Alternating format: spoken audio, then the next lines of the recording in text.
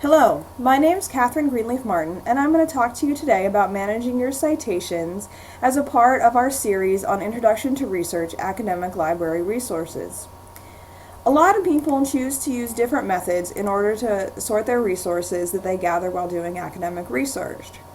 Now, there are several reasons to do this, as opposed to just keeping everything in your Word document from one assignment and moving on after you finish that assignment. Using tools like these, you can organize your resources by topic, by course, or by specific assignment, and you can even use these resources that I'm going to show you today to create your entire bibliography in just a few seconds. Also, this means that your resources are going to be stored in a central digital location that's going to help you access them from any computer, have them be searchable, and let you automatically download the associated files with the individual resources that you're looking at. Here are some ideas that I want to share with you for different ways to manage the information that you interact with in your daily life. A lot of us belong to social network sites, and we get a lot of links and images and different things sent to us throughout the day from our friends. So I actually use a couple tricks to organize that social kind of media for myself, and I want to share some of those with you just briefly. Google Plus is one tool that I use, and I've created for myself an empty circle, so it's a group that I'm the only one that's in this group, and then when I want to go back and read another article that I've seen that I don't have time to read right then, I just share it to this specific circle, and then I can come back and read it again.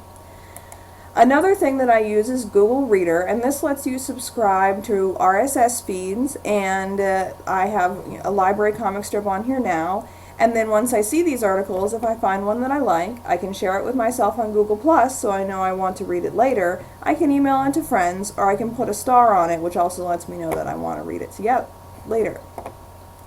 Something else that a lot of people are using recently is Pinterest. And this is a much more visually based kind of service, so for those of you who are visual learners, this is fantastic. And it lets you save these little pictures. You can see what other people have put up. You can save things from all kinds of different websites. It's great for websites, images, anything that's visual. Not as useful for academic research. So we're going to talk a little bit about some things that are great for managing your citations, specifically for managing your academic information that you have going throughout your coursework. Now, there are many different software packages that allow you to do this. Two that are not free are EndNote Desktop and RefWorks. These are great pieces of software. If your school pays for a license for them, I would definitely consider using them because they have a lot of features.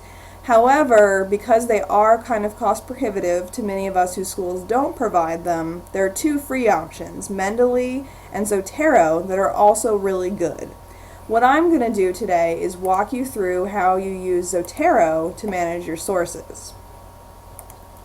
Now, why did I choose Zotero? It's free, as is Mendeley, unless you want to upgrade to a pro account for more storage, but most people don't choose to do that.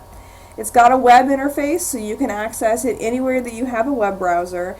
And it's also got downloadable plugins for Firefox and Microsoft Word, as well as for standalone software. So that's really helpful for doing your citations list and your works cited.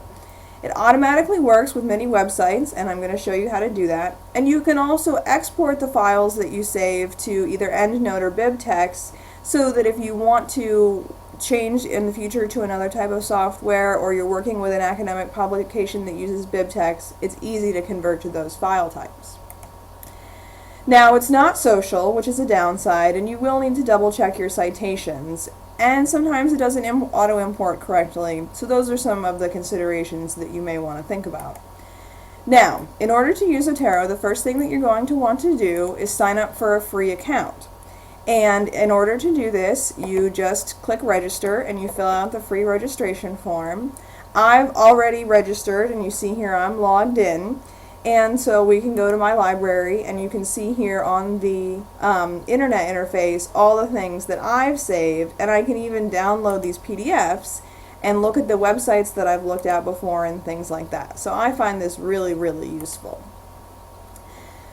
Once you download the plugin, it'll also show up right here in your Firefox browser, and you can see the things that you have going on here, which is fantastic as well. If you go to a website that works with Zotero, such as Project Muse, which I'm accessing here through the University of South Carolina Library. Then you just click on an article, and it'll bring up the article, and you see this little icon here, and you just click it, and it'll say saving item. And then we're going to go here and then just click on this, and it's already downloaded the full text PDF for you, so you can just open that up right away, which is really, really helpful.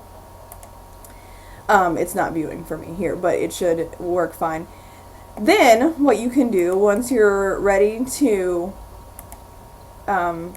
save these, you just choose which type of citation you want to use and how you want to save it, and then it's going to output that pre-formatted bibliographical information for you just like that, which is really, really helpful when you're doing your works cited and finishing up your paper. So those are some of the tips and tricks. You can also upload your own PDFs and things like that for class handouts, things you might want to use in the future. And you can make notes about what pages you use so that when you go back to do your in-text citations, you've already got that as well. Thanks, and I hope you use Zotero to organize your resources.